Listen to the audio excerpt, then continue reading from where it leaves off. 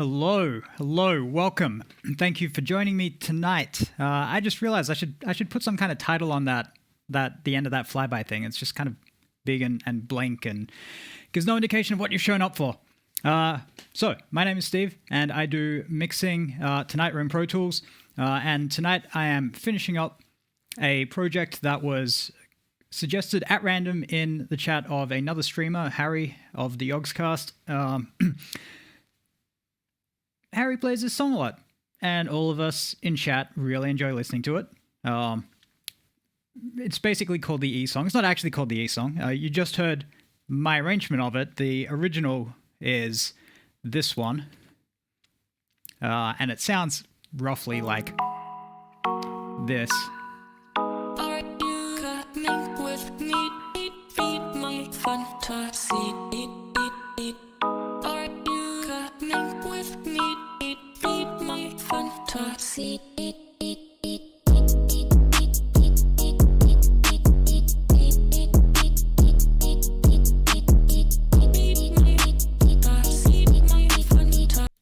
And it continues on like that for basically the entire time.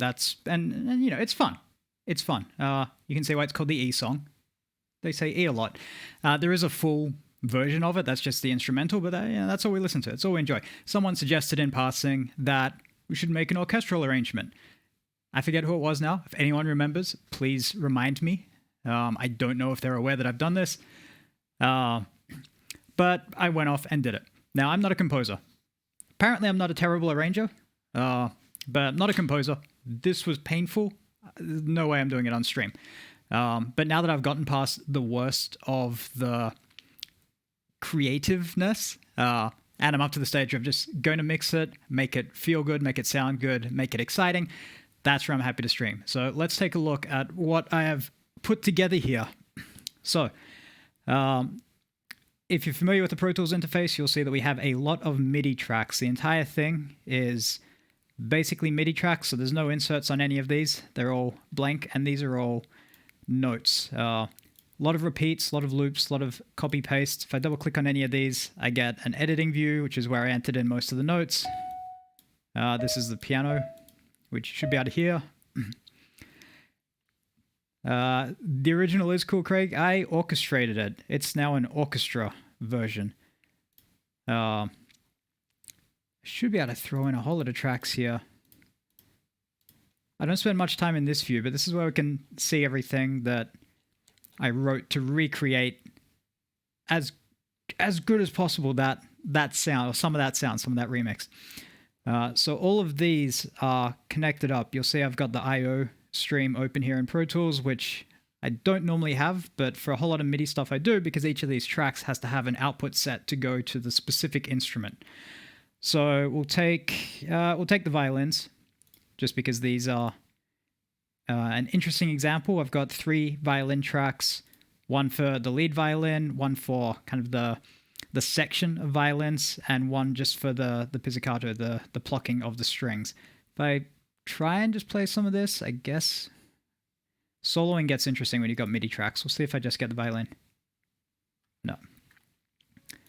So I've actually got to solo the output instrument. But all of these are sending to different channels of the same expand plugin, which is down here on violins.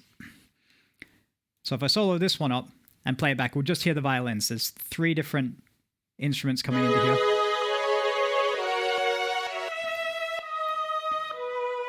So the kind of lead violin, the soloist. If I scroll back up, we can see the part that it's playing. We've got the section in 2 parts, a left and a right, to fill out the sound. So before I've done reverb or anything else, we've got a nice full sounding section. And then we're about to hit the big plucked strings, which is that sound. And so I've got that patterned way over to the side already to just create a full violin section. Arrangement wise, I've tried to imagine a way that this can all work together, so that it's trying to fit, you know, what a string section would physically be able to do and not go too crazy. That's the hope anyway. But of course, there's no rules in this, so if I want to make it go completely crazy, I can. I don't think I did. Cellos are similar. I think the cellos went into an instrument by itself. So yeah, I just used the bigger legato strings for cellos, but turned it down an octave. So that minus 12 takes it down by 12 semitones, and we get a deeper set of strings for the cello, which, where's the cello doing something more interesting? So if I jump in here,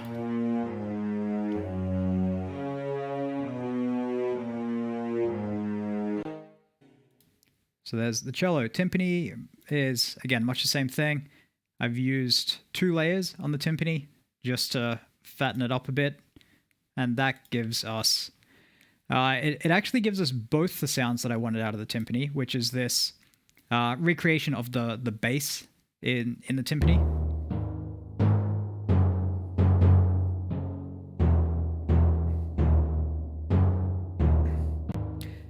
Which you'll hear if I jump back to this is exactly the same as the bass line.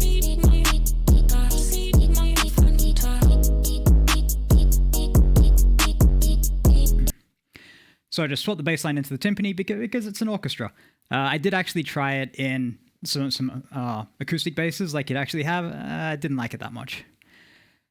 Going down, I have bass drum, snare drum, and cymbals. These all go into the one instrument, which is not that one. It's percussion. Hey Grizz, hey Jambler. Welcome, welcome. And the E's are starting already. I'm looking forward to a lot of E's. I want a lot of E's tonight. I should have set up BTTV on here, shouldn't I? Do the best you can with my complete lack of emotes. So my percussion section. Got a bass drum, 2 snare drums, just for the slight layering again, and the crash cymbals. The cymbals I've also expanded out with some samples. So these are some samples I recorded with a friend a few years back. We had a drum kit, we had some microphones, we had some spare time. And so I've just got these little samples of some snare drum noises, but you'll hear if you listen to this in the full mix.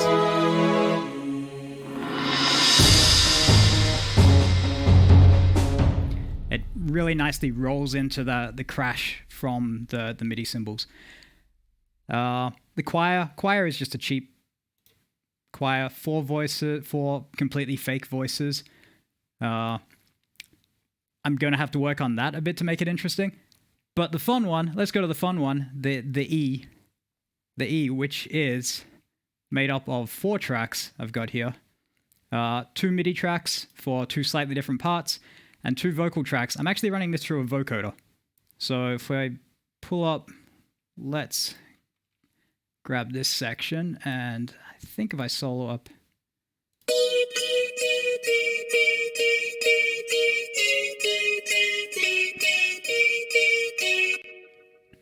So that is those MIDI notes. So all of these notes that I've sequenced in, going over, I'm only going to do this once, but let me turn that vocoder off and you can hear what I recorded my own voice doing.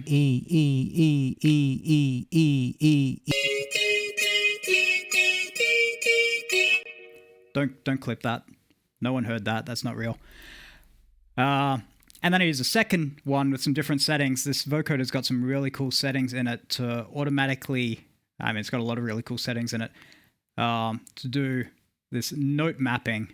And what this does is it'll take whatever note is being played and turn it into a chord for me. And so I use that for this section here. If I just play this bit.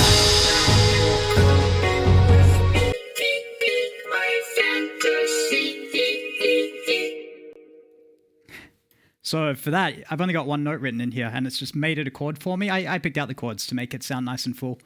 Other parts, I did it myself. The part just leading up to there, where it's kind of building, I wanted different harmonies each time, so I didn't do that. No clips! No clips! Ah, I'm saved. I'm saved. Let me...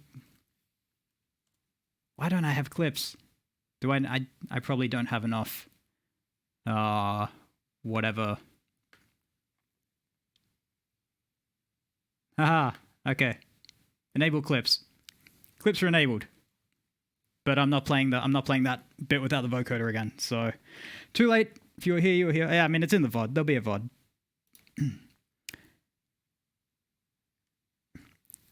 The button should just be there. Welcome, Zach. Here for the E. For the E's. There's going to be plenty of E's tonight. I assume you guys have all heard the recording I stuck up on Discord, so I won't go back and replay a whole lot for you. So that's all the parts. What I haven't done yet is, apart from a little bit right on the end, which I'm going to take off now just to make it loud for the sample recording I was sending around. None of it's balanced, none of it's mixed, there's no EQ, there's no compression, there's no other effects. At this point, I've got basically tracks that were clean recorded in a studio. I can do some more things to edit the MIDI, and I probably will on some parts because that'll be interesting. But for the most part, I've got just raw audio tracks that I want them to sound good. So what I normally do at this point is run through each one, typically in the loudest section of the song. So I'll grab this loud part and just listen to each one, see how the balance sounds, what kind of treatment it needs. And for the most part, for fairly clean MIDI instruments, they clip the E pogo. Thanks, Grizz. Oh, wait. Oh, you didn't. You didn't, did you? Can you go all the way back and get that? That's not fair. That's not fair. What did my own voice doing? Ah, okay, fine. Well done. You win. How do I ban people? No, I'm kidding. So yeah, the strings. With MIDI instruments like this, there tends not to be a lot that needs doing in terms of compression and EQ until you really get to blending. So I'll do a quick run through the loudest bits and just kind of do my usual stuff to bring things in a little bit, but it's not going to need a huge amount of anything really, I wouldn't think.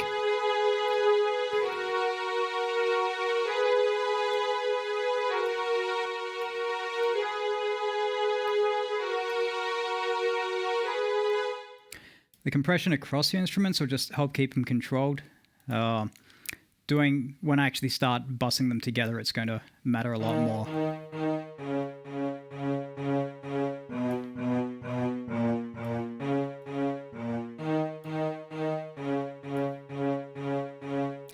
Okay, so I can hear in the cellos there's some sounds that I don't like, so let's find those and try and lighten up that mid-rangey sound. I think somewhere around here there's some scratchiness I'm not liking.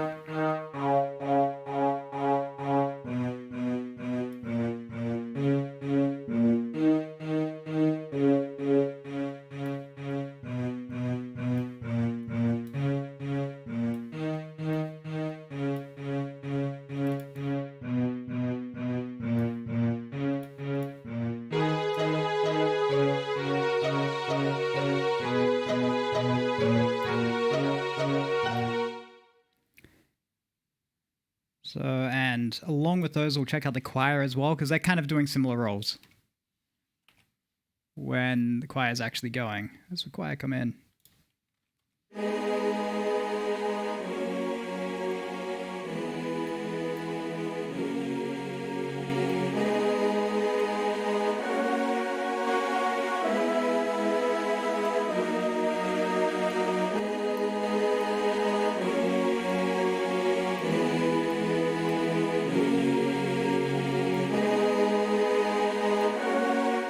So for those of you who aren't familiar with this, this is a compressor. What it's doing to the audio is, as it comes in, the audio is going to kind of hit a certain level, and this is going to push back against it. So when it gets louder, and kind of the harder it gets louder, the harder it pushes back. So it's going to effectively level things out. Depending on how I set this attack and release, and the input gain is going to affect how much it does that. So if I make this attack really strong, release really strong, push the input up, balance the output back, then it's all going to compress down and be really flat, really consistent volume level. Not very interesting to listen to. If I go the other way, then I can't actually make it any bigger than it started. I can use other tools for that. But what this will give me is a little bit more punch on each note, but also just more consistency across, which gets really important when you're mixing everything together.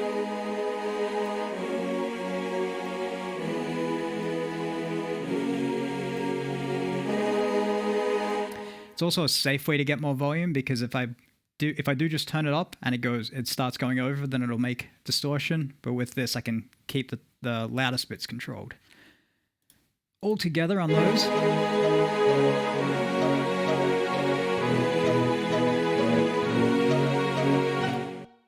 Oh, and what I'm actually going to do with these is put them into a bus. So I'll take the violins, cellos, and the choir. For those who watch regularly, I'm doing my busing setup a little differently from usual. I've got 4 places to mix things into now, and reverb is going to get complicated. Normally I'd kind of group this by sections of the band. I'm trying something a little different. I'm grouping them by things that I want to punch, things that I want to flood, things that I want to sing, and things that I want, and reverbs, basically. So these are floods. The violins, the cellos, and the choir are just filling the space with sound. And so I'm going to group them together so I can treat them all in a way that just helps fill out the sound constantly throughout. A lot of the percussion will go into the punchy one so that I can make that really poke through when it hits. And sing is going to be, I might have to split out that violin actually. That lead violin. The E is going to sing. I think that lead violin is going to sing. And so I can treat those separately and give them, kind of really strengthen them for what role I want them to play in the whole song.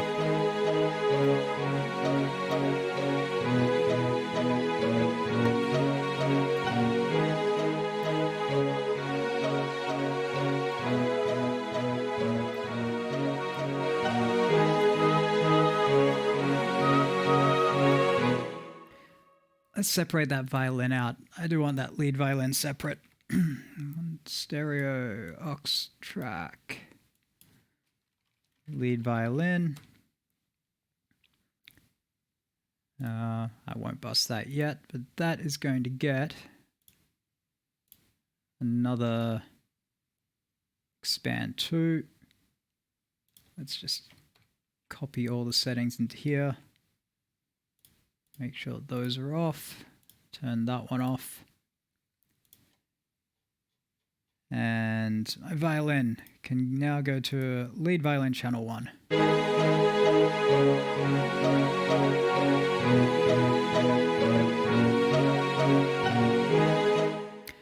So there's my flooding sounds. This is going to be a whole lot of back and forth, go over things until they all balance nicely. Oh, the cellos. Cellos belong in there. Cellos totally belong in there. Where's some cellos for me?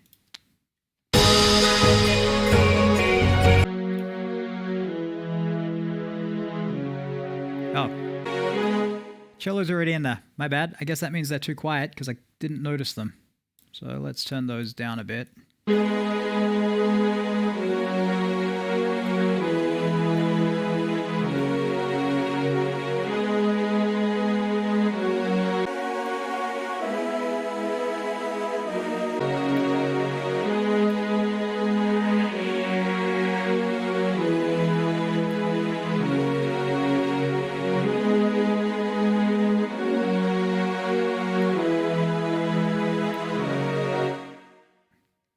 Okay, let's do some punch. I'll go through them one by one. This is going to be timpani, piano, and percussion, and the cymbal rolls will punch.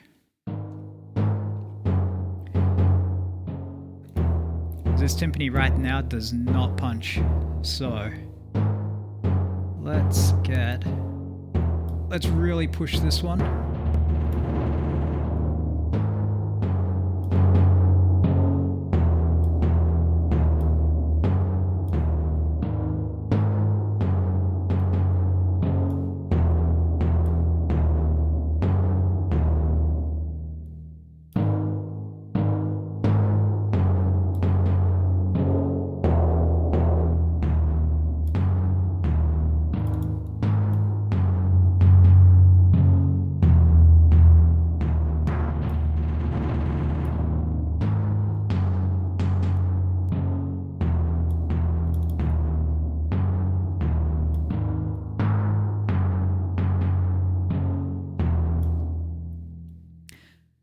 Let's use a little bit of dynamic EQ. I really like the stick sound on the timpani, and if I don't have that, then it's not going to come through real clearly, but I don't want it to stick around for too much.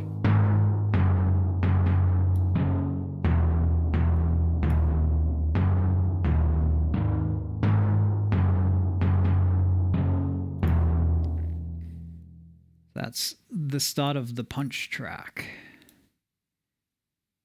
Piano. Now the piano is one that I actually know that I want to mess around with some of the velocity settings. If we listen to the piano, where it fits into this end bit, it's big, it's full, and I think it's probably not too bad sounding for that. I might want to set it to be a bright piano here, just to help it cut through the noise a little bit more. But then, if we go back to the very start, it starts off with a piano solo.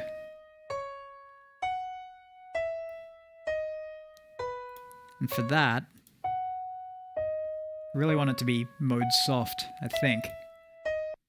What I might be able to do instead, and I think this is probably the better way, is if I jump into all of these notes, and let's get out of that view. All of the velocity for everything is set at the same level. So you can see this little bit across the bottom, all these diamonds on sticks. That's how loud each note is, because it's being synthesized. That's actually going to affect how the note sounds. If I play this now.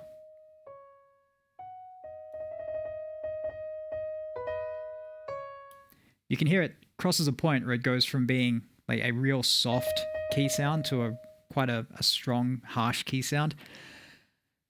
And this bit I do want to, I might want to bump it up when a few more things come in. What do you think? 1, 2, 1, 2. Let's go about halfway through and then turn them up.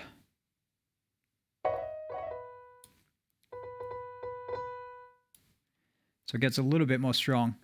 And then when this part's going, this is more of a solo when we get to this section. So I want that more strong.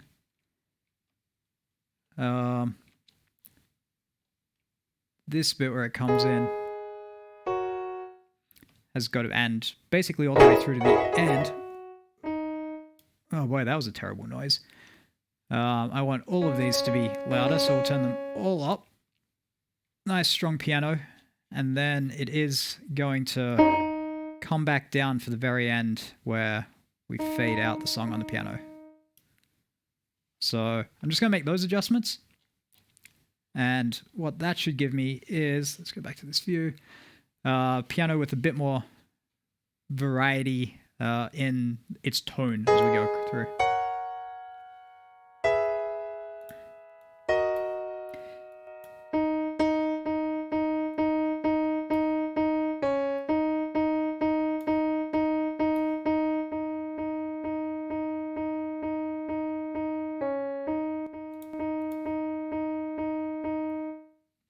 And then we use a compressor to keep them all sounding about the same level, so you never actually lose track of it. You don't lose it in the track even though it's playing quieter, but it still sounds like it's playing quieter because this is part of the mixing process. If it was physically being played quieter, you'd lose it, you wouldn't hear it, but with this, we should.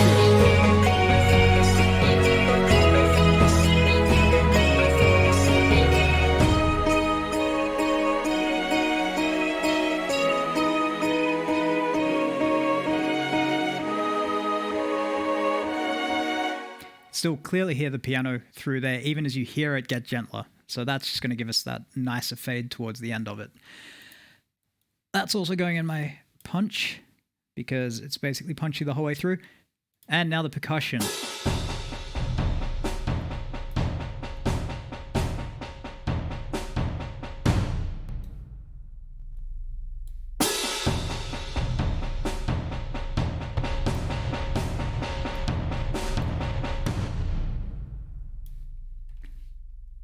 I got it selected right at the end. Let's...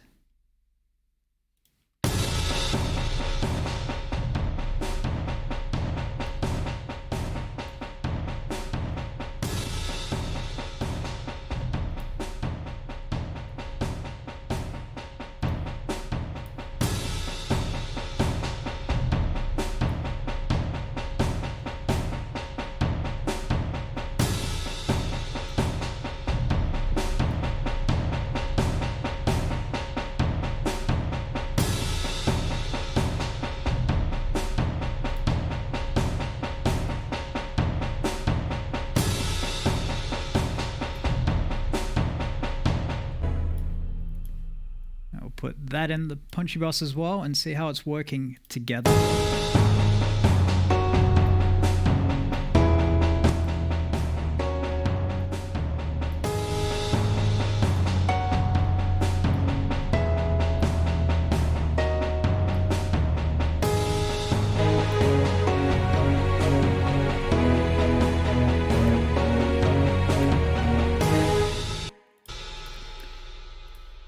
Mute those last two and fill out the rest. The cymbal rolls got to go in punch.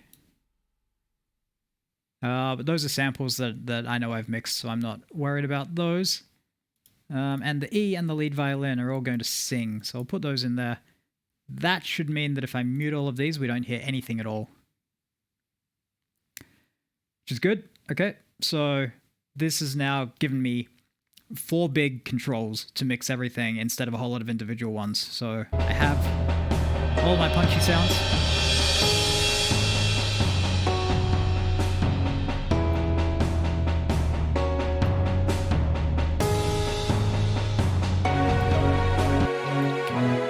All my gentler sounds.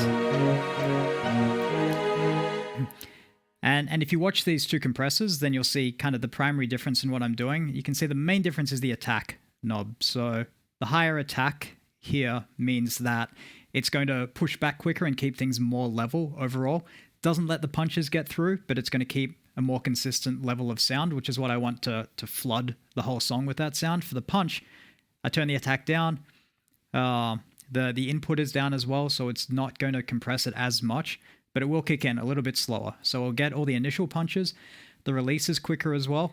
So it'll get the initial punches and then back off ready to let the next one through. So we should get kind of that nice, every punch really hitting.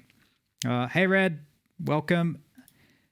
And then this other one, it'll just smooth out the whole thing.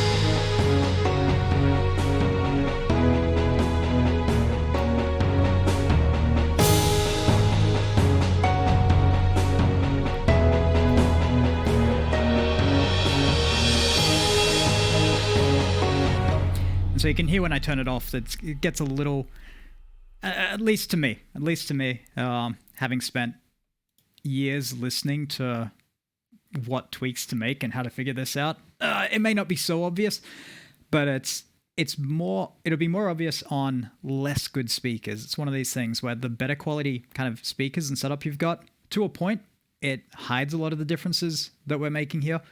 Then when you get to the really good ones, and especially really loud ones, they get obvious again. If you go listen to this in your car, listen to it on your phone, having those little tweaks makes a huge difference for hearing everything kind of in the right spot. Let's check out the sing channel, and this one's going to be interesting because we move quite a lot throughout the course of the song. In fact, no, before I get to that, let's look earlier in the piece and see how things are sitting back here.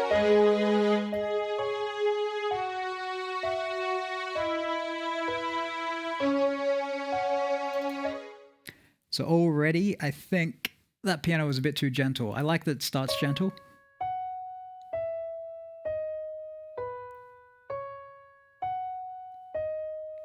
There'll be a violin come in here that we're not hearing just yet.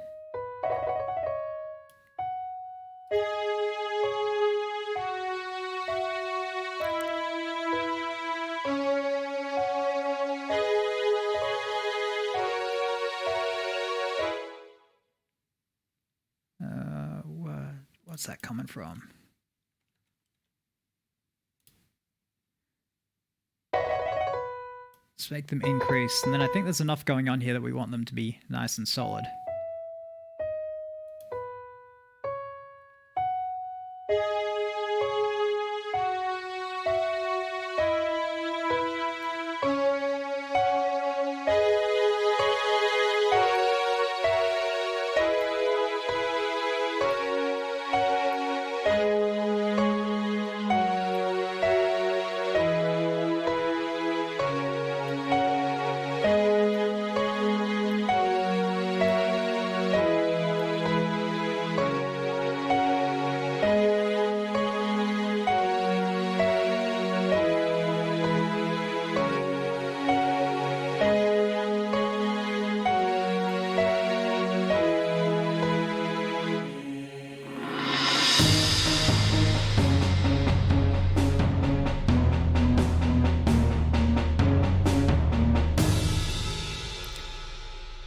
So I made some tweaks there.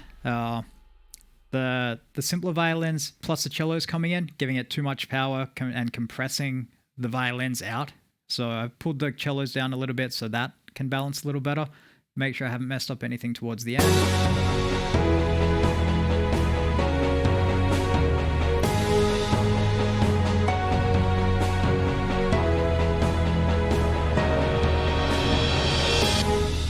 And so here I'm just looking to see that dial kind of moving gently with the music. I don't want it drastically jumping around at all. Whereas on the punchy ones, I do want it jumping around quite a bit more.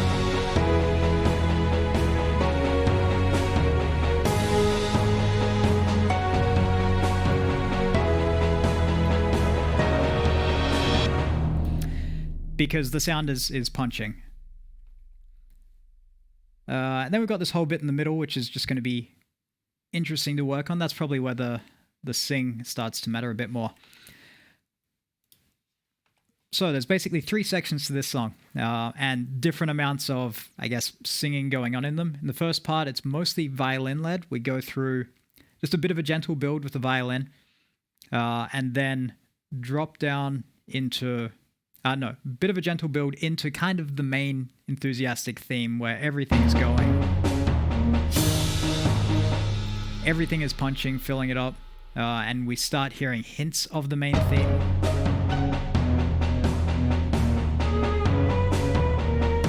Just kind of teasing it there.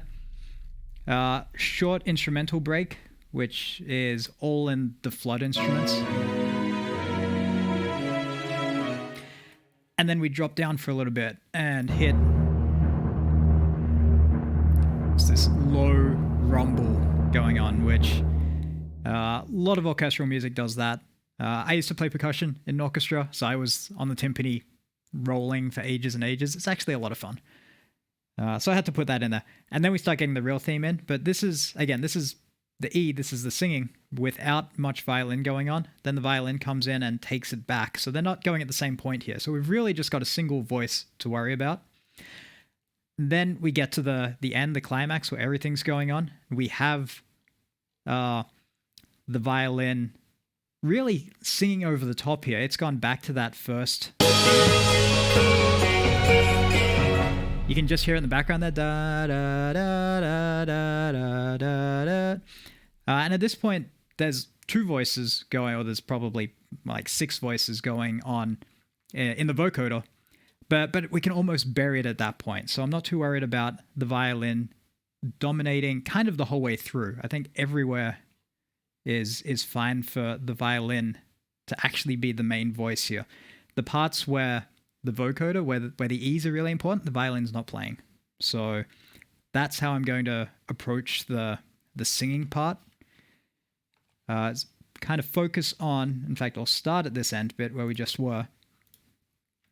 I really want this bit where the voice has kind of the 2 counterparts going on with the violin on top, but I want the violin to be actually winning that. So I'll play through here for a bit, adjust the level so the violin is winning, but not too hard.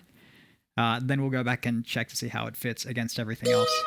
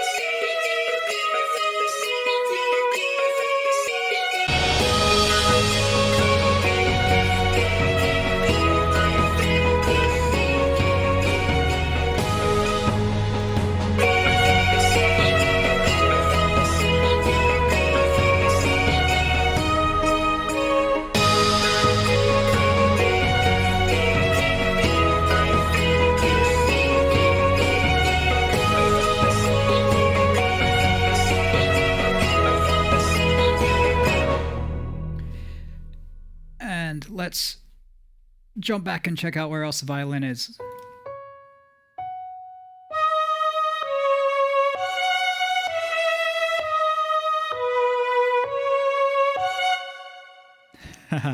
If Barry uses this on the on a break screen, I will probably be crying in a corner somewhere and have to go back and enjoy it later.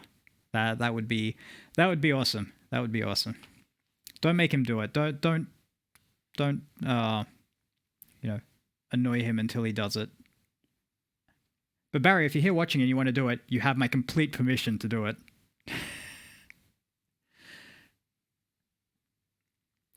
Okay.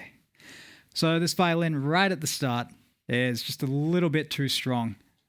And I think this is probably a good place. I'll do what I did before and grab these levels and just bring them down and bring the actual instrument down.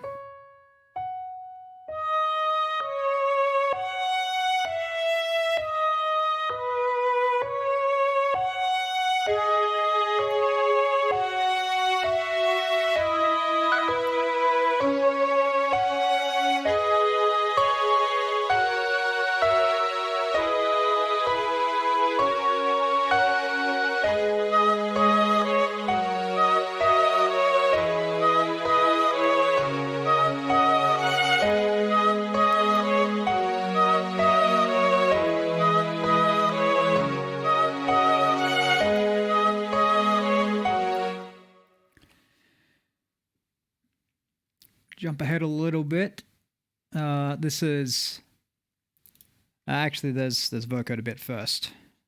No, there isn't. So this is where the theme is hinted at by the strings. So that bit's nice and clear.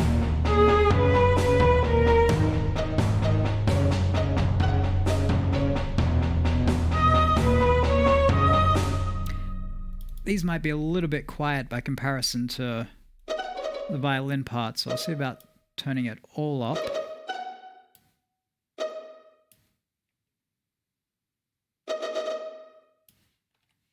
And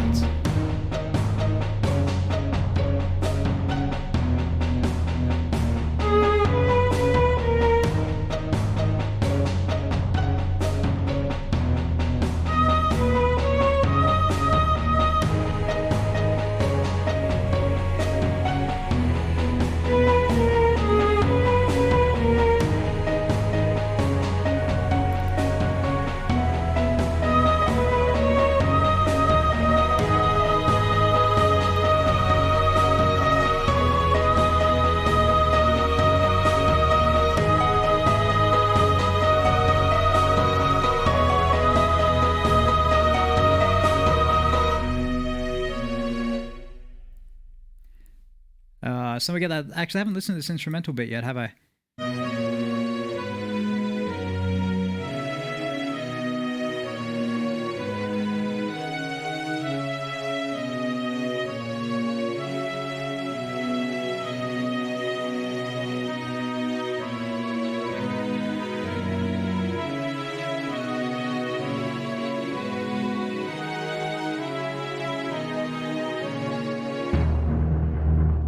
That's about the only bit that I actually composed myself, and I think it shows.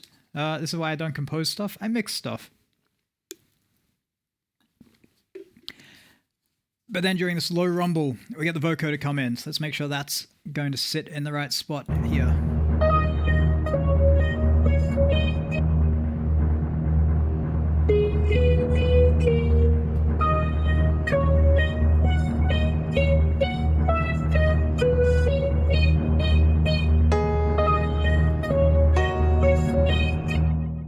So one thing you'll notice that is going on here with the vocoder is I've adjusted the tone level. Tone level tends to be kind of like just how bright it is.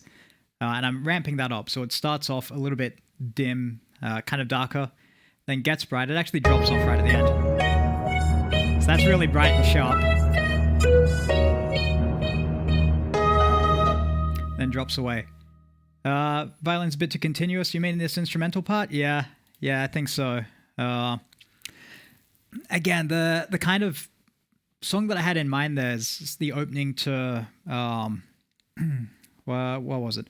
some of the music that I studied in school. I think it's one of Mozart's clarinet concertos, I think. It's basically a string quartet, and the whole movement is just da da da da da da da da da, and there's really very smooth going through. So I was trying to go for something like that, and you know it doesn't work because I'm not Mozart. It doesn't work, and it is only for that really short section. So it's kind of like a hinting, hey, things are going to change, and then it drops into that low rumble a beat early, which I like. But yeah, no, If people have good suggestions for that section, I'm totally open to them because I am not proud of that part. I would skip over that part and jump straight to where the vocoder comes in because this is where things get cool. So yeah, balance-wise, I think that works. Once we get past that thing, we get actually the violins back in, but we start getting the hints and the building up again.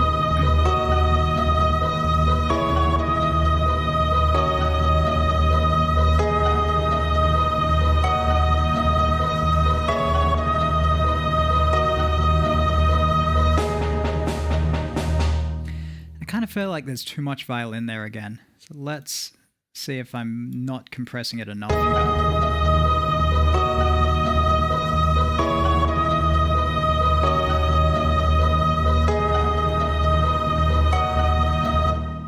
Might just have to adjust the level at the end. Whole lot more build up that we've already looked at. And then things are really going. Actually, no, let's double check this. The vocoder's in here.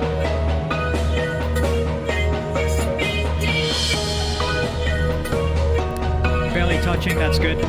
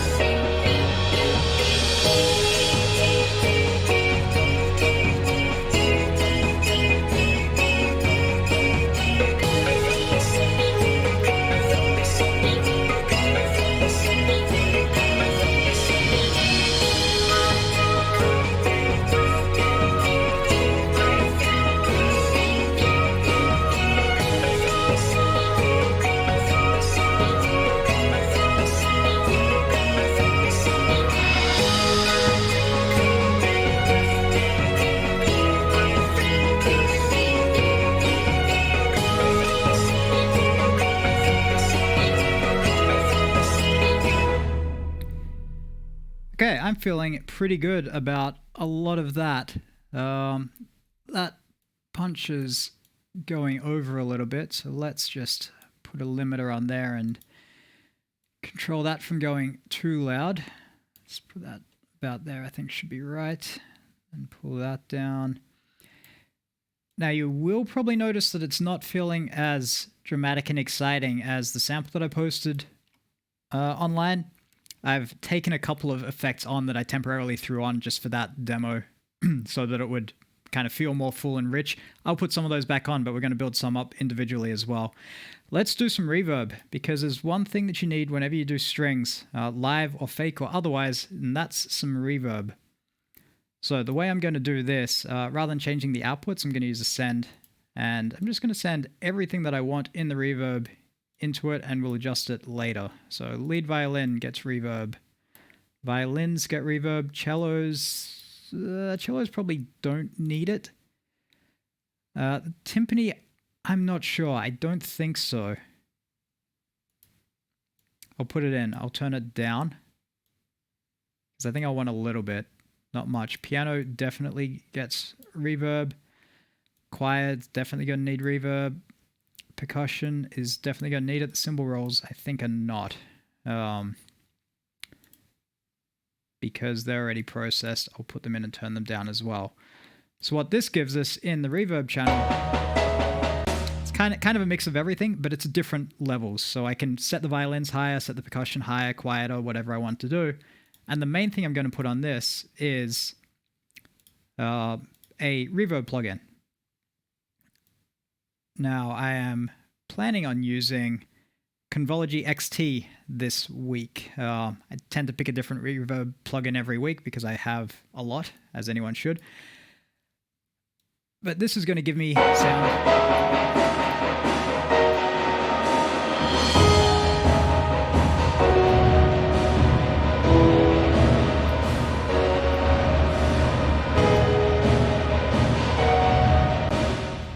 That range of sound that is just the kind of echo effect. And so this is really rough. We're going to set it properly, but let me bring it in just to show you what that's doing. So I'm starting with it completely off. You won't hear a thing.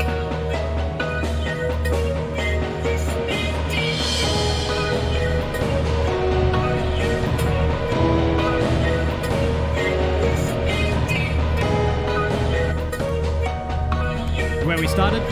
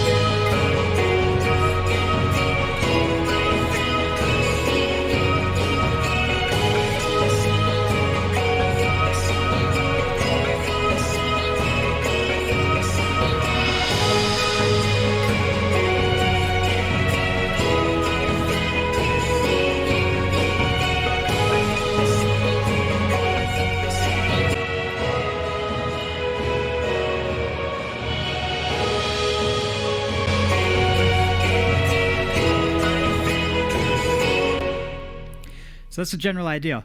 A lot of options here to adjust that. I've taken a huge shortcut by putting everything into the one reverb, which is probably not the best thing I could do, especially given the difference between the two. You know what? Let's fix that now. Let's make this one a punch reverb. And I'll make another one. Let's just duplicate it, called the flood reverb. Because I already have a punch and a flood, and so now I can put in different settings for the two types of sounds. So lead violin can go to flood reverb, violins can go to flood reverb, choir can go to flood reverb, and you know what, let's put the cymbal rolls in there as well, because I think that's going to make a bit more sense. So now I can have a reverb that's really designed to blend with the sound versus the punch reverb that's going to kind of almost be an effect on the instruments itself. So if I turn off, I'll turn off punch and the punch reverb, and we'll just listen to what's coming through the flood.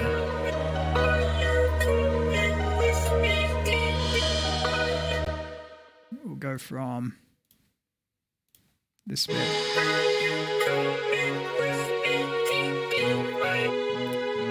Turn off sing as well.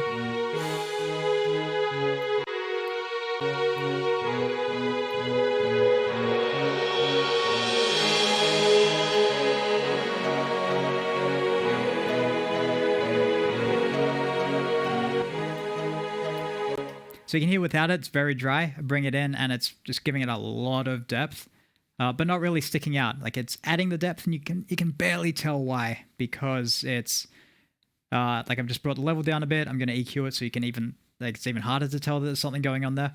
But it's not really filling in gaps. It's filling out depth because the sounds are already filling all the gaps.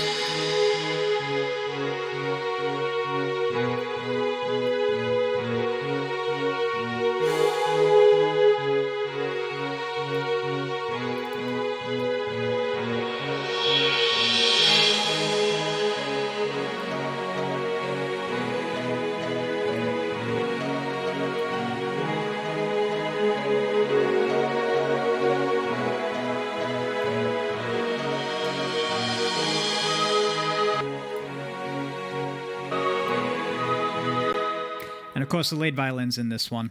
The Evox, the E's are going into punch reverb, not flood reverb.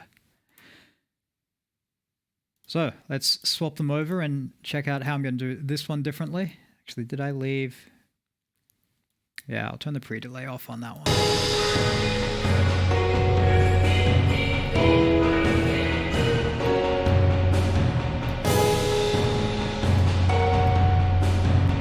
So this one you can definitely hear that it's there. If I take it out, it goes very dry, almost disappears.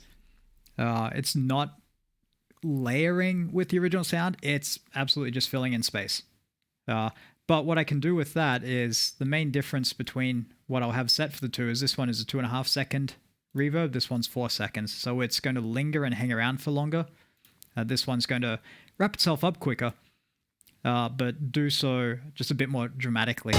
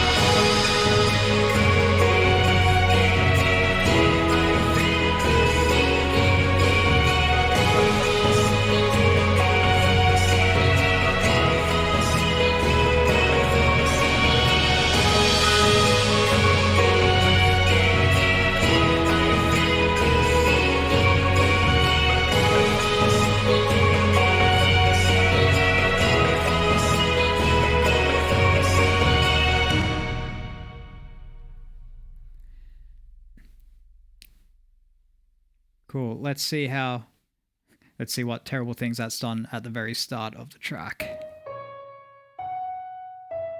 So you can hear the piano's in a room now. It's not just a quiet synthesized piano.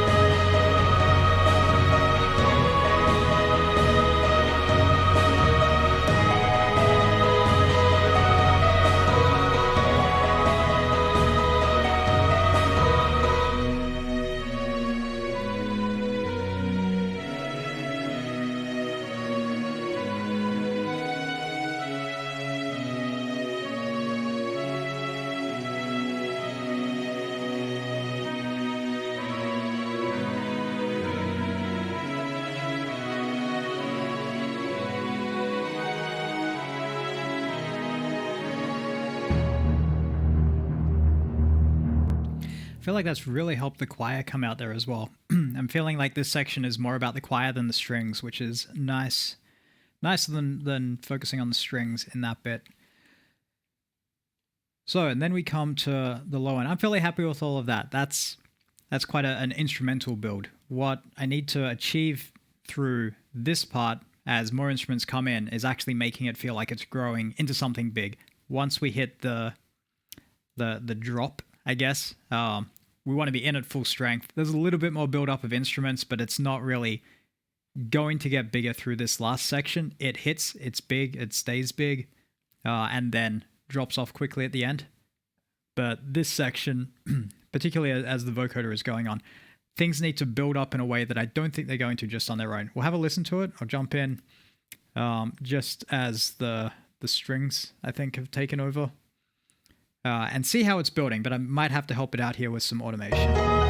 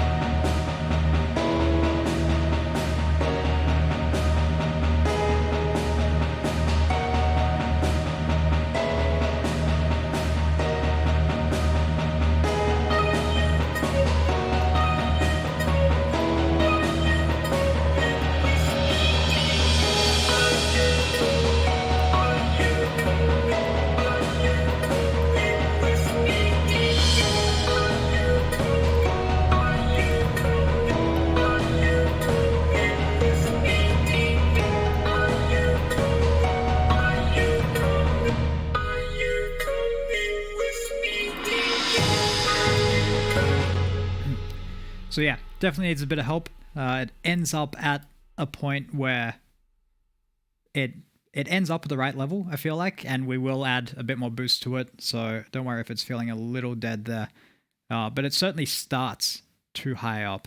I think the trick with the tone on this bit of the E's is going to help that feel like it's growing, but then we've got to do it with everything else. So the way I'm initially going to do it is by automating the mix control on an EQ. This is one of my preferred ways to do this. One of the annoying things with Pro Tools is as soon as you put any automation on the fader at all, you then can't adjust the fader in this view, and it kind of spoils the point of this view a bit, I find, or for me at least, the way I do things. So I like to add an EQ. This EQ has a mix control, so this is the percentage that it will actually apply. So at the moment it's 100, which means that every change I make here is going to be applied to the track. If I turn this down to 0, all those changes go away. So what I do with this is I set it at 100, I'll make the adjustments I want to make it blend at a quieter level and feel less intense, which you can often do better with EQ than a simple volume control. And then I'll automate this mix level to go down, which leaves me my volume control, so I can still control the overall volume. It just means I can bring the intensity of the sound down at the points where I want it to be sitting below other things. So this is on the punch, which means I'm going to be bringing down the drums mostly. So I'll start here where the snare drum comes in, because this really has to grow more through this period. It starts very full on its way in.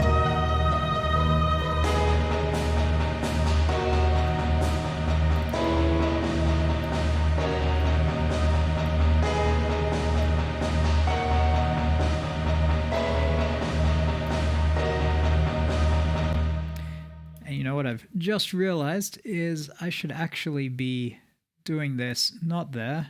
I'll do it directly on the instrument rather than on the buses. So I'll come back and add more later. The reason for this is because it's got to affect the reverb as well. And so my reverb send is on this individual channel. If I was doing the EQ on the mix bus, then I'm still getting my full bright reverb, which is not what I want either.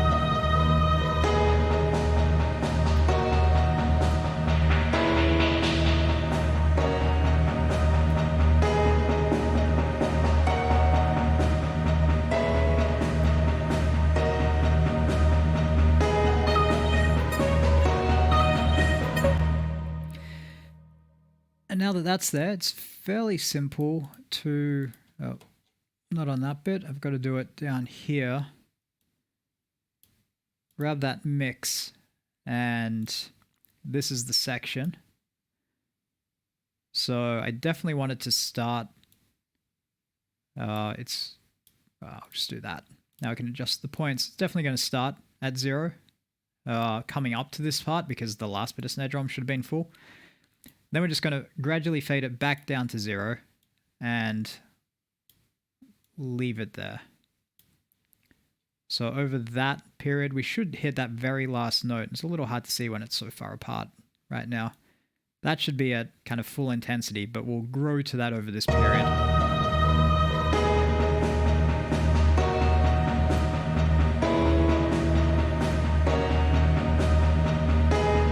You can see mix is decreasing.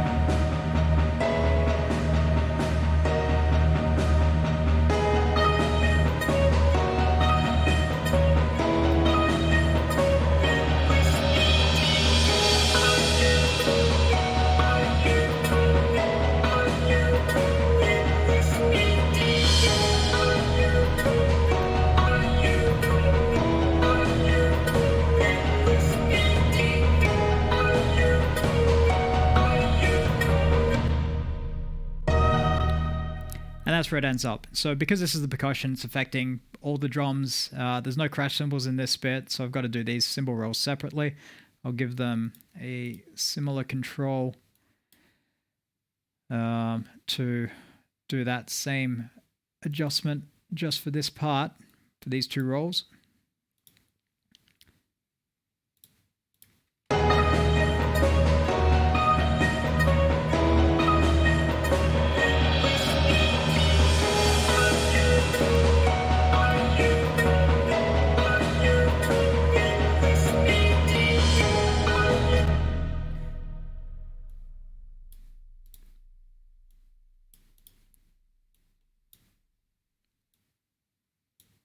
And then just set it to 100 for that part. These next two, I think we want full volume. Everything's in here.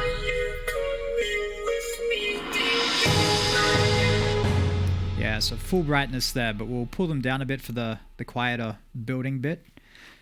What else is going on here?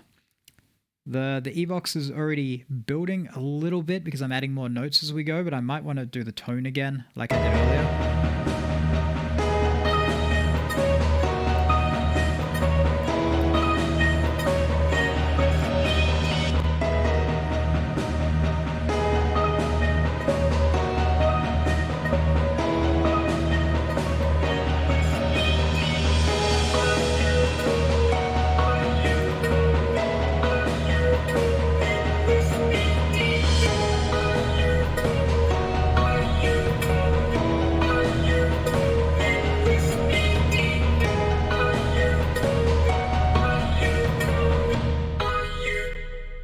So I think that gives that a bit more of a build through there. The bass drum is already covered by the EQ we did for the snare.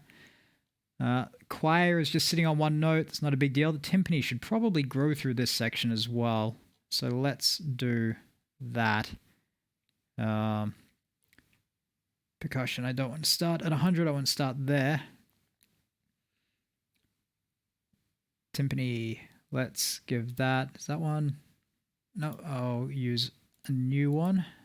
New EQ. Let's automate the mix.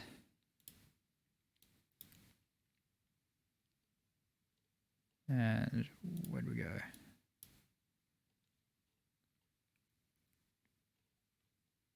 In fact, probably throughout the whole section, we want this just toned down a bit until we get to the end. I think we want it to sit a little quieter and gentler, but not too much, because there isn't a lot going on. So if I take too much away from the timpani through here, then it's going to sound a little weird.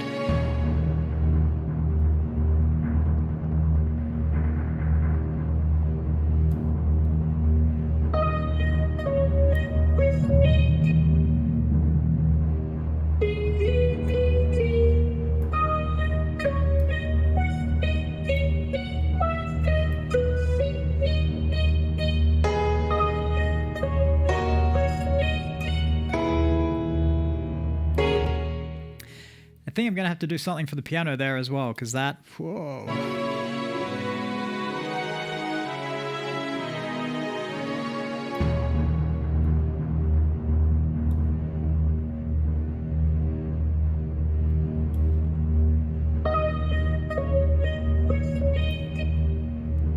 So the timpani works its way down to a rumble through that point.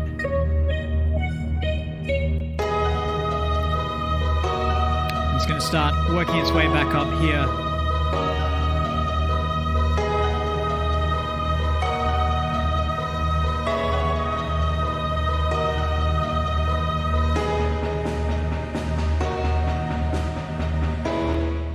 very subtle increase in the timpani, but we should end up...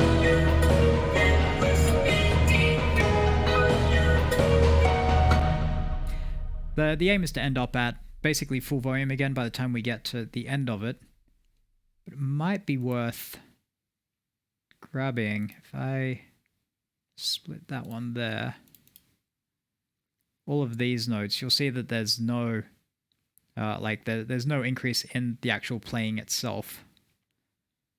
So what I will want to do with these is let's change the velocity and we'll run them from, I don't know what they're starting at, let's say 40 to 80 over that time. A little low, let's go 50 to 90. Just get some extra growth in the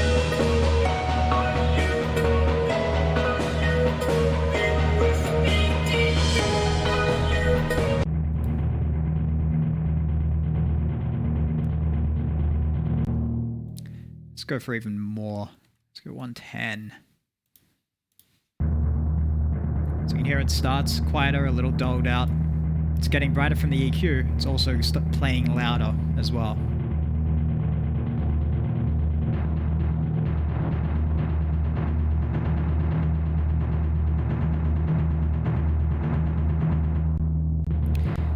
And because there's some randomness in there, you can hear some notes come through with a clear stick noise and others don't, which is... I'm glad I figured that one out, because if you don't do that, then it just sounds like a really weird kind of noise. Now the piano through here was a bit too intense. I do like the first note coming in hard, because it does fill that nice gap.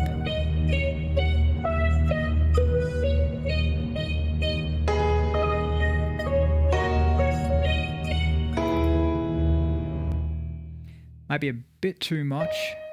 Let's just move them all down, hopefully into the next layer of the sample.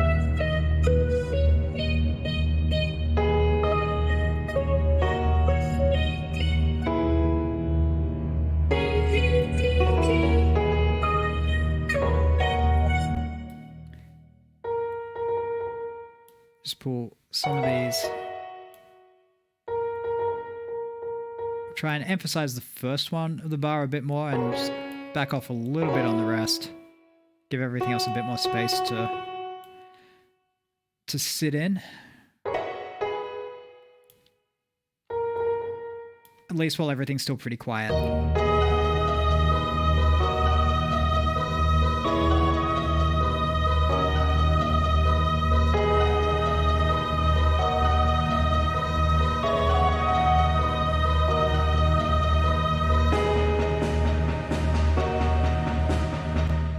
Then once we hit that point, the snares in as well, they're both going through the same bus compressor, so they'll look after each other a bit better.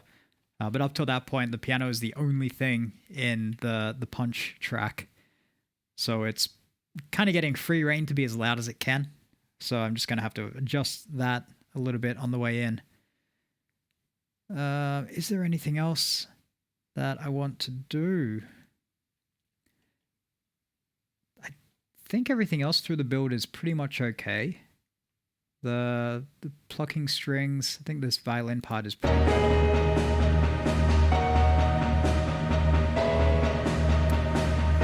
So we're still kind of droning here.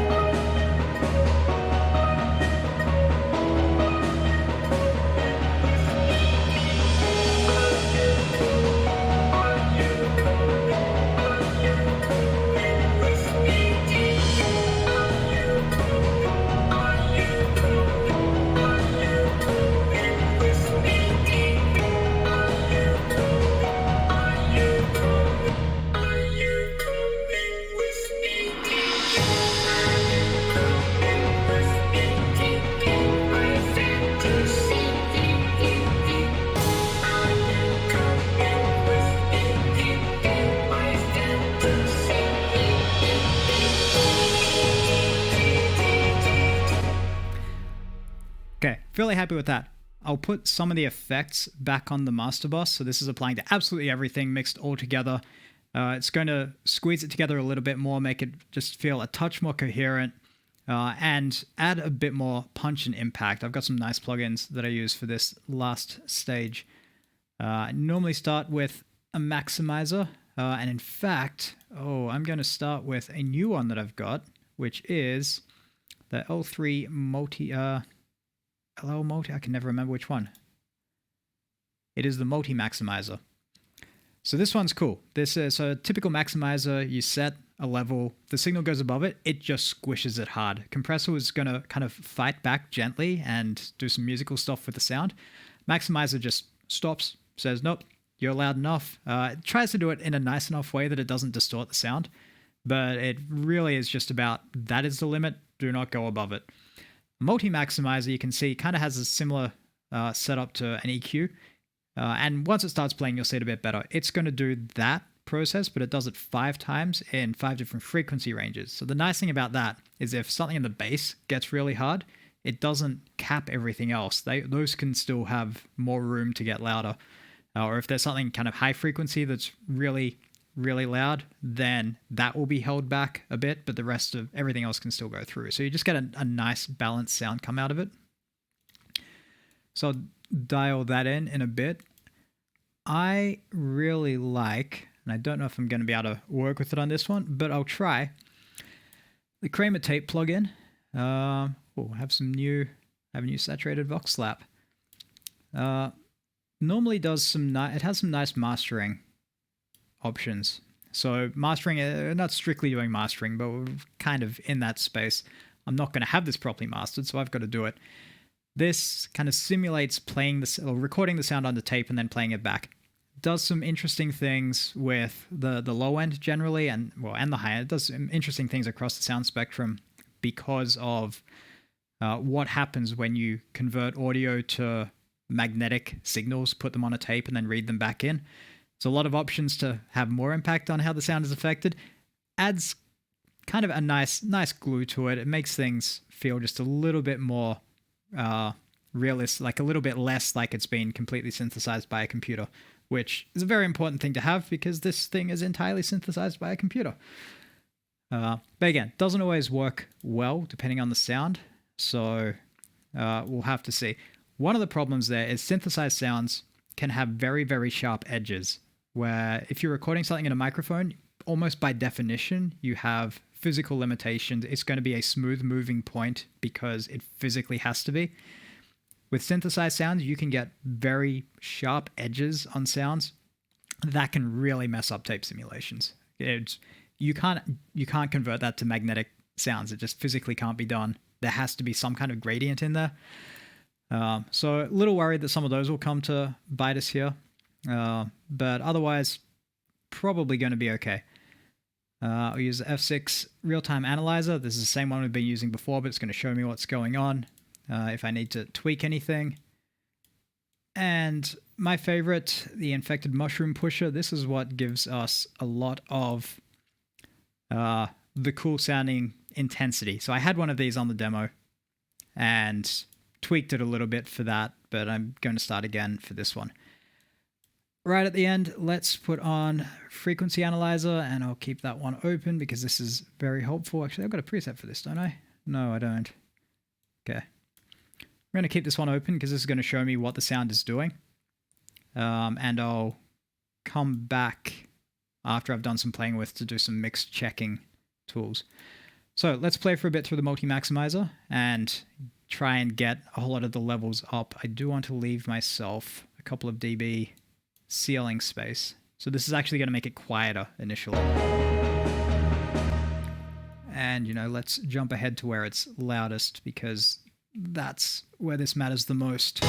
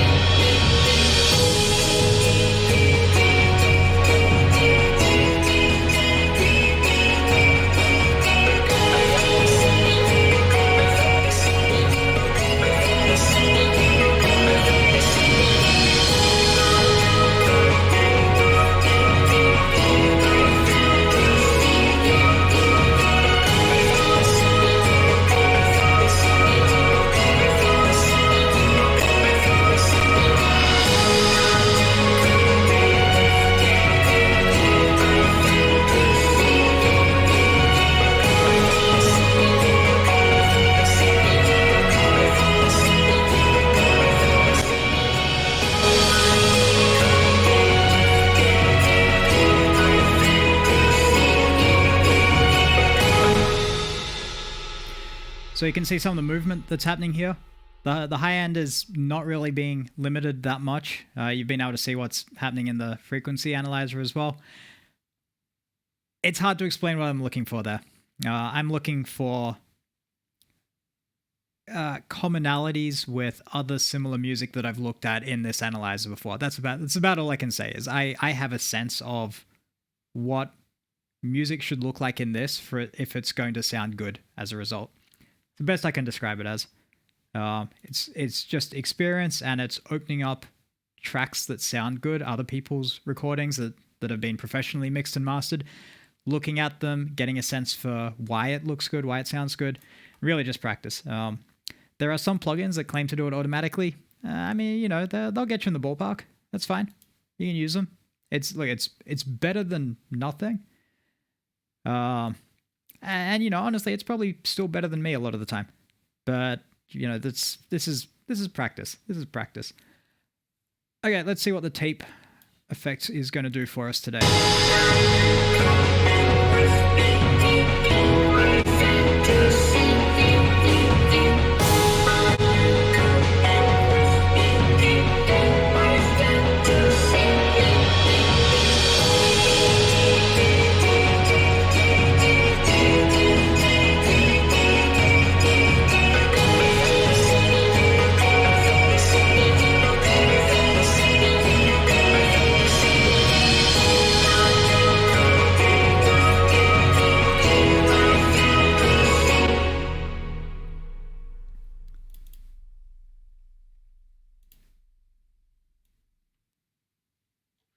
I know I turned all of these E's up, but I'm going to turn them back down again.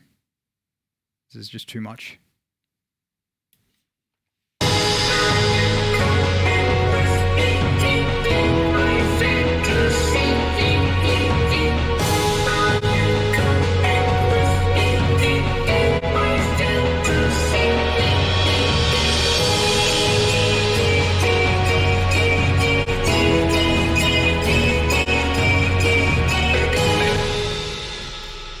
Okay, so if you want to hear what the tape is doing, you'll probably need some really good headphones, I suspect. If you've got good headphones or good speakers and you're listening, what I'm hearing it do is just smooth out the top end mostly. I don't think it's doing a lot for the low end, but it's smoothing out that top end. When I turn it off, there's a brittleness, particularly in the E's, particularly in the cymbal rolls. That is just being smoothed over by this plugin. So I'll turn it on and off a couple of times. Hopefully someone's got some good headphones and is going to appreciate it. Otherwise, sorry, this is the level that we go to when we're mixing to make things sound good. Even though, yeah, most people won't notice the benefit, but we do, and so it's part of doing a good job. I'll start with it turned off.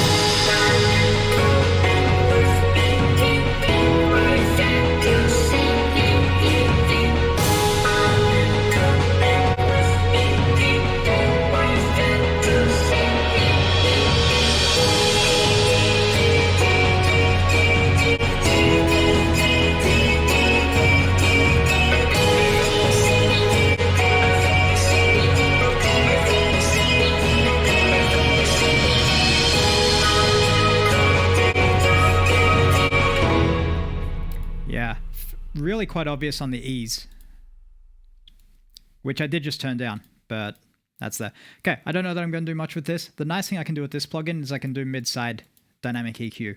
So if I'm feeling like there's too much of a particular sound in the center of the mix rather than out at the sides, I can adjust that independently. This is just my kind of final correction, so I probably won't do much here unless I put on the IM pusher and stuff is really out of its way. But let's have a look at the spectrum, compare it to this one.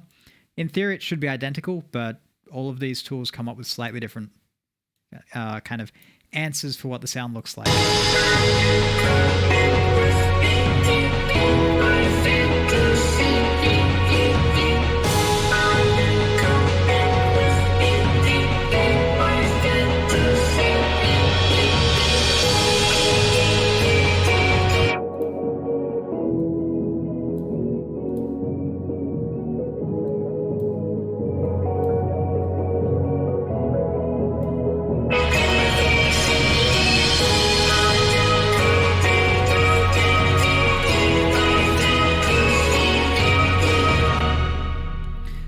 take it a little bit right in the middle, mid-range frequencies, middle of the mix.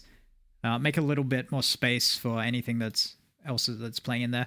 Okay, this plugin is Magic. As you can see, the middle knob is called Magic. It's turned up.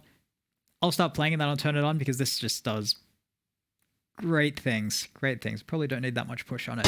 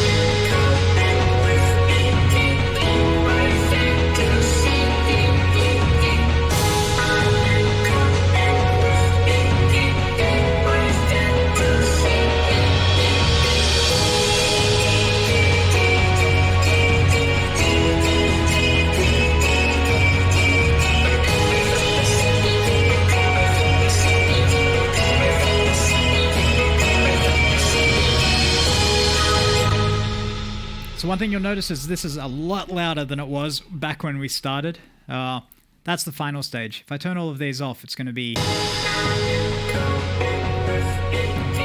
That's that quiet, not very exciting we had, but easier to mix that. Everything is well within range. Nothing is clipping.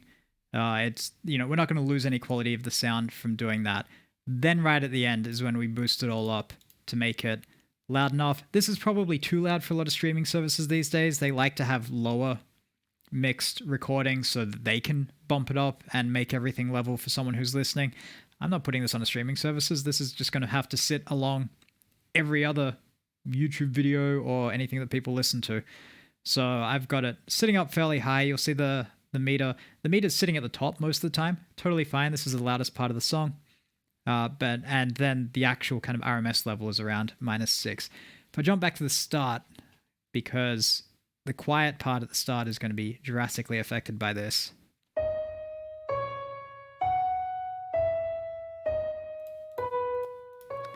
This is how far we've come.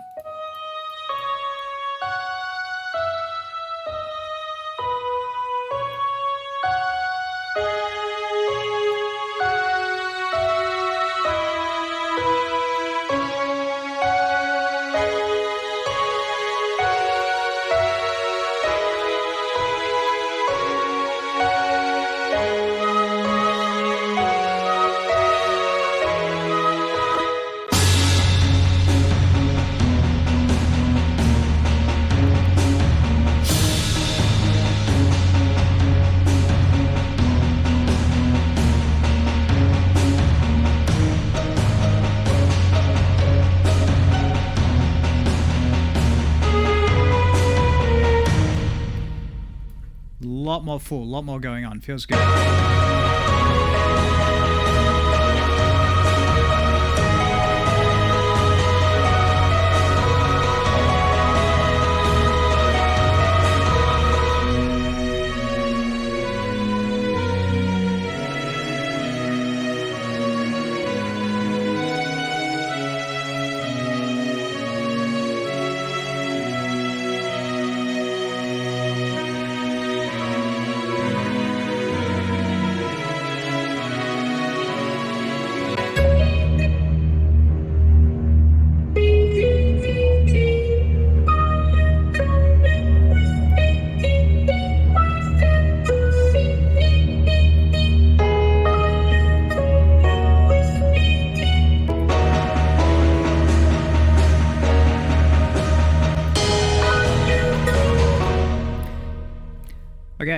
time to do a couple of mix testing tricks. So if you do mix, these are tricks that you're welcome to take. I have kind of learned these or made these up over time. So there's no rule that's going to tell you that any of these are particularly good. I've found that they work for me. It's a lot of working backwards. It's a lot of record something, mix it, take it to a really good setup and really bad setups, figure out why it sounds good, why it doesn't sound good, and then kind of work backwards to figure out how can I recognize things that are not going to sound good before I've had to bounce the recording and either go out to the car and listen to the car speakers, take it down to a venue and put it through big speakers with subwoofers and everything, which is what I used to do all the time. Put it in something with little headphones, put it in something with little speakers, save having to try all of that. So I have basically three things that I normally do to check a mix that I have found most of the time save me from doing it. The first one is this Waves NX plugin, which has some nice head tracking, which I don't use. It has this annoying flashing lights. But I have two presets for this that I call my mix checker. Both of these need to be updated. This room ambience is nice. So what this plugin essentially does is so I'm working in headphones. Which means I'm getting left channel in left ear, right channel in right ear, 100% separation. That's not how people listen in real life. Guy on the screen has got two speakers just in front of him. It's far more realistic. So this is what this is going to simulate. You'll hear it as well. It may not be as obvious if you're not wearing headphones. The other thing it has is this room ambience. So in a completely dead room or in headphones, it's effectively zero. There's no ambience. There's no kind of reflections bouncing around the room at all. Noises kind of muddying up the whole thing. Once you push this up, and a realistic preset for comfortable mixing as if you're in an actual room is around about 30. Push this to 100, and suddenly you get a lot of interference between the sounds that you otherwise wouldn't get. And what I found is that if things are still coming through fairly clearly, even with that level of interference, sound is generally going to work everywhere. That's off.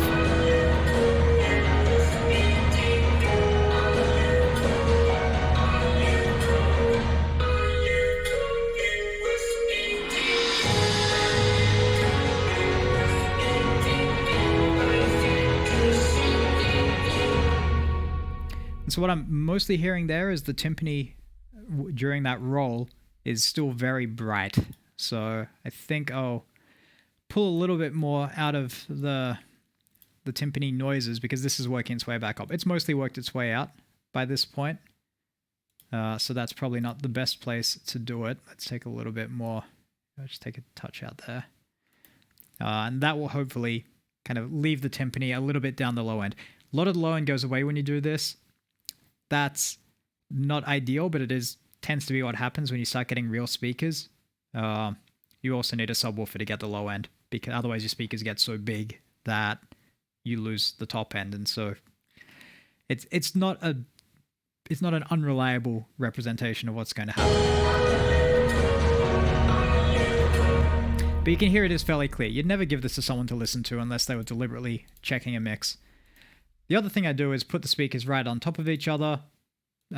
Normally adjust the ambience to check different things, so I'll start with it up. If your track gets played in mono, then you lose the left-right separation completely. You start getting interference between sounds that are on the left and right, cancel each other out, strengthen each other depending on the phase. Very important to check that out. Most phones are not mono anymore, but most of them still have speakers fairly close together. So if you think about this, if I put them 10 degrees apart, they're still very close together. If it's on my phone's on my desk, that's probably not even 10 degrees separation between the speakers. So it's essentially mono. So if it sounds okay in this very narrow range, then there's probably nothing too wrong with it. It's going to be most obvious at zero.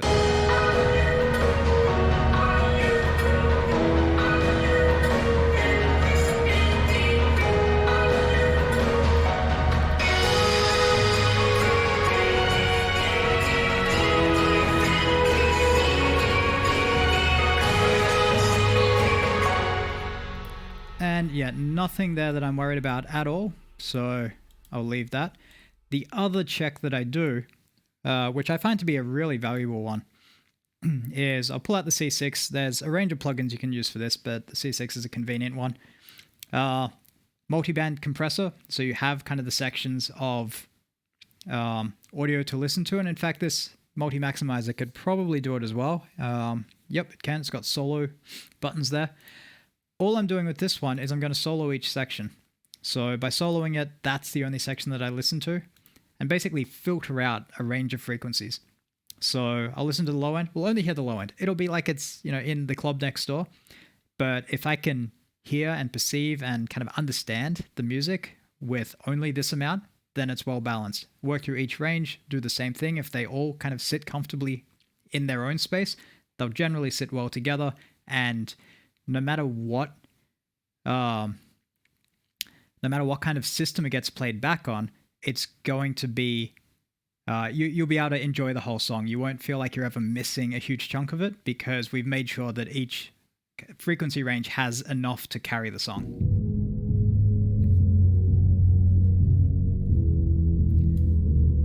I think I can normally talk over this one, so I'm going to. Hopefully you can hear me. It's in the club next door. A lot of bass, clearly hear the timpani, clearly hear the drums. Can kind of hear the snare, but the snare and the bass drum are hitting more or less the same accents.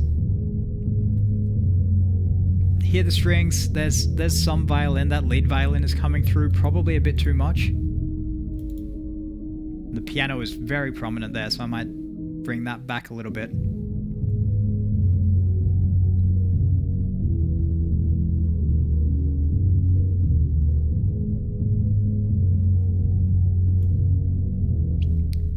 So just take out a little bit of that violin, which is just going to make it feel a little cleaner overall.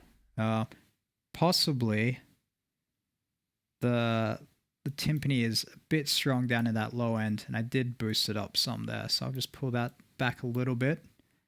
We don't have a lot going on in the bass. The timpani really is it, but I think that's just going to make it a little less dominant overall. It's a bit more rhythmic and a little less kind of constant pressing at the low end.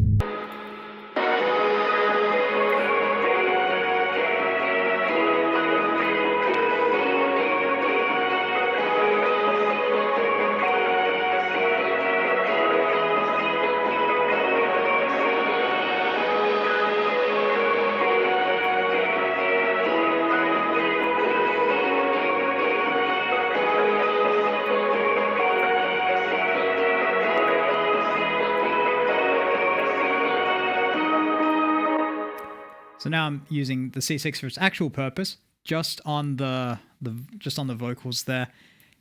It's sitting right up in this kind of higher range, and I assume it's going to be higher up, but I can adjust the range further down.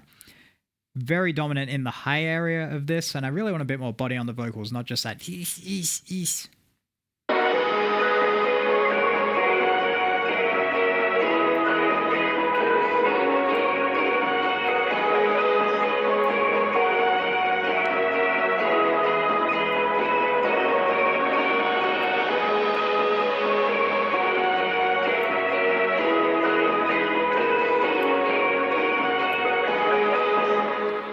You might be able to hear the difference there, but if I bypass that and play the whole thing.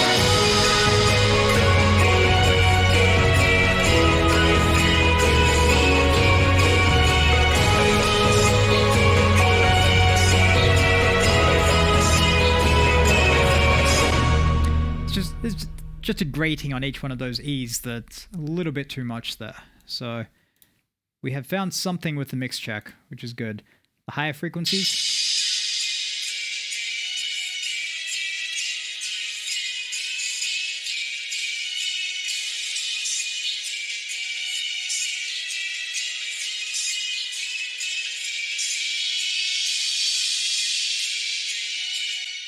So it's unfortunate, but we really don't have much from the timpani or the bass drum there, which is a shame. I don't actually know that there's a lot I'll be able to do about that, unless if I check out the bass drum here, I do have a cutoff knob. So this cutoff it's kind of like the tone for the Ovox. If I push this up, we should get some more high frequencies out of the bass drum, which might make it show up in this section, but otherwise, Because I've already got it mixed in with everything, there's probably not a lot I can do, and we'll just have to accept the lack of that pulse at this point.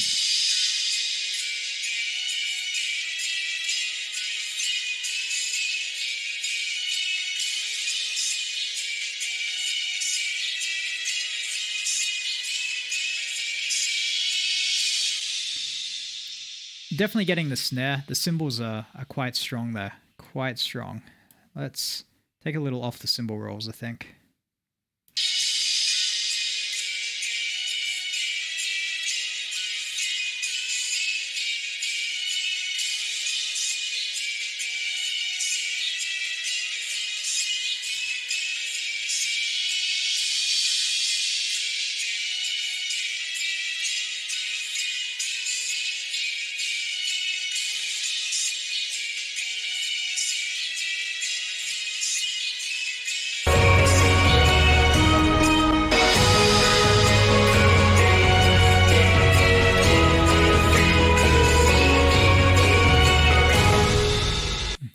And the very high frequencies tend not to be very interesting, but occasionally you'll get something stick out that is really obviously needing to be fixed.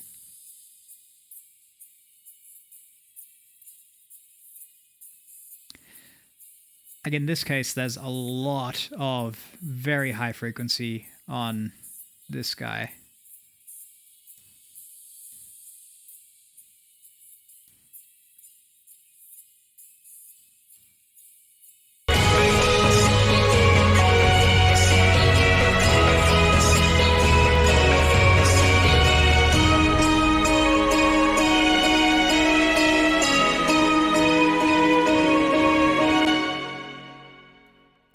I'm also hearing some crackling in there, which might be pushing things too hard volume-wise, so I might have to dial that back a bit.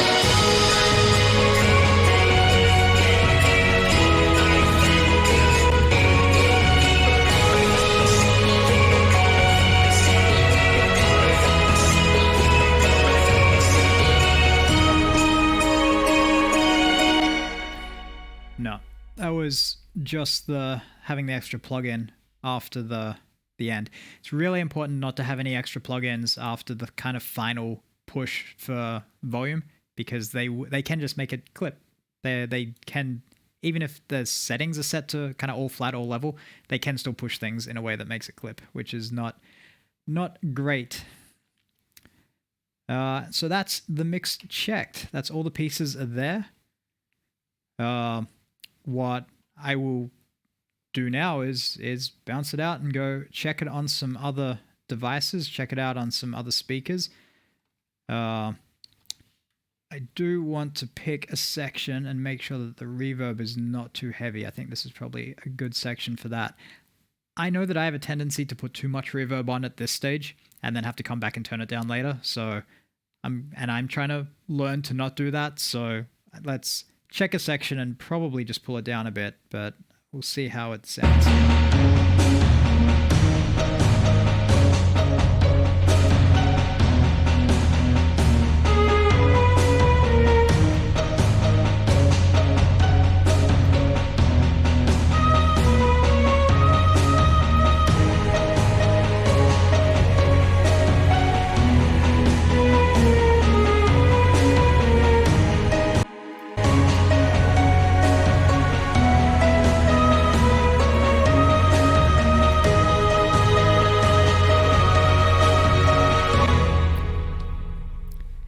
Yeah, so just pulling the punchy reverb down a bit, leave a little bit more space there, a little bit more natural sound. Again, I'm very aware that I'm listening in headphones. Headphones don't give you more reverb, but as soon as you put speakers in a room, you get natural reverb on it. So if I put too much, then everyone else is going to have way too much. And, you know, just to be safe, I'll just pull it down even a little bit more. You can always add reverb later. You can't take it away.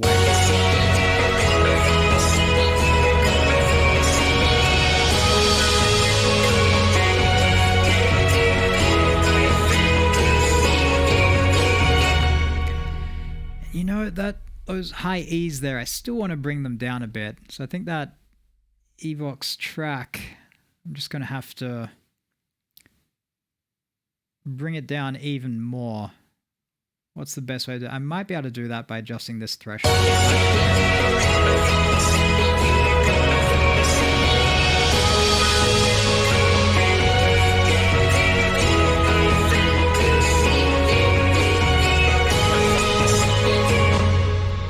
Okay, so I'm going to take band 5 and bypass it. Bypass it most of the time.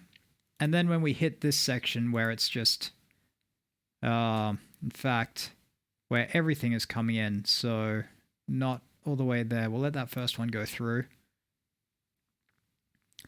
And then, yeah, so band 5 bypass. We will not bypass it there. And this should give us kind of a nice bright first E, and then as everything else is building up, it's going to drop out a little bit and give us that space back at the high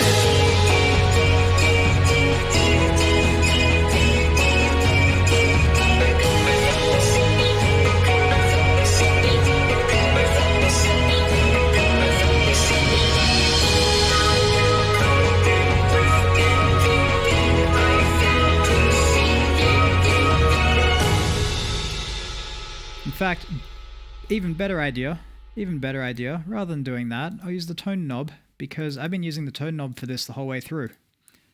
So that will give a slightly more consistent effect with the rest of the song. I do want it to kind of come back up towards the end for a bit of a climax. So we'll just bring that down to there. Bring that back. What was that set to?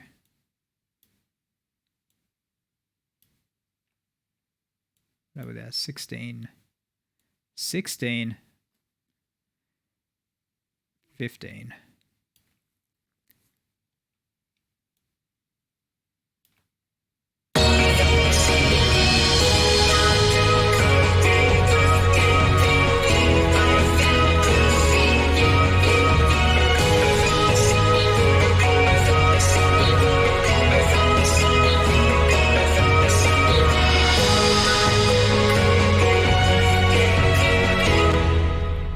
And then right for the very end,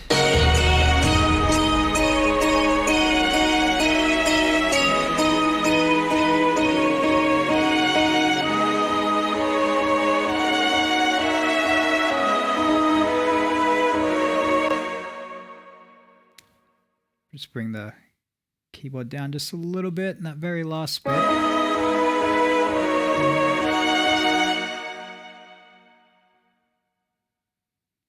Just get that nice open flood of sound at the end.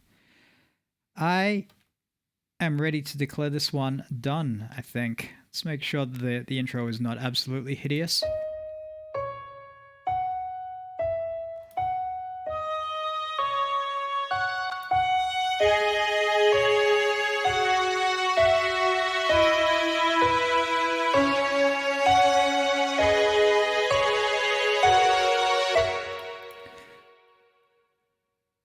Looks like I've already brought these ones down a little bit, but they're still a little bit over the top.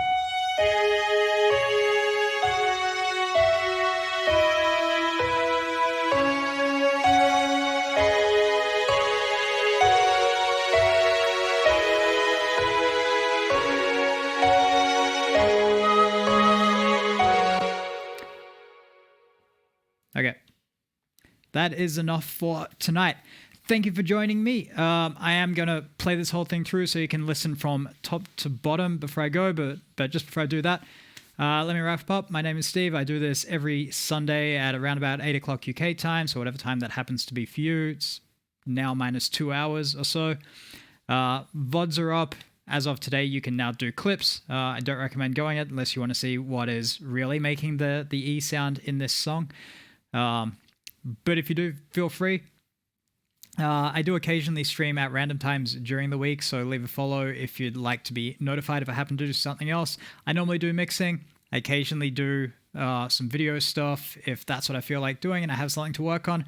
I'm also open to taking suggestions or requests. So if there's something that you'd like me to mix, if there's something you'd like me to demonstrate, a technique, a type of plugin, let me know. Send me a direct message on Twitch and I'll see what I can find.